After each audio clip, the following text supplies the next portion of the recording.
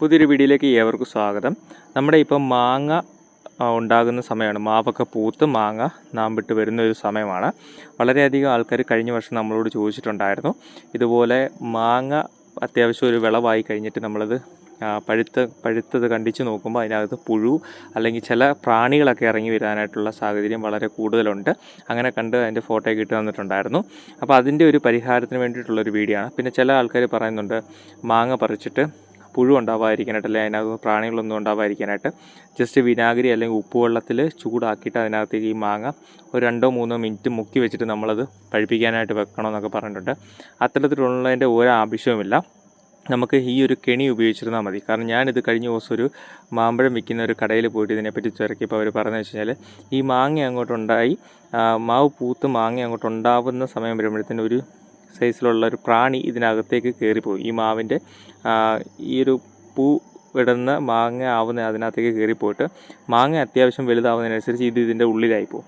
അങ്ങനെയാണ് നമ്മൾ ഈ മാങ്ങ കണ്ടിക്കുമ്പോഴും മാങ്ങാണ്ടിയുടെ സൈഡിൽ കൂടെ ഈ ഒരു പുഴു അല്ലെങ്കിൽ ഒരു ചെറിയൊരു വണ്ടിനെ പോലുള്ള പ്രാണി ഇറങ്ങി വരുന്നത്. അത് പലപ്പോഴും നമ്മൾ പുറത്തുനിന്നൊക്കെ മാങ്ങ മേടിക്കുമ്പോൾ നമ്മൾ കാണാറായിട്ടുണ്ട്.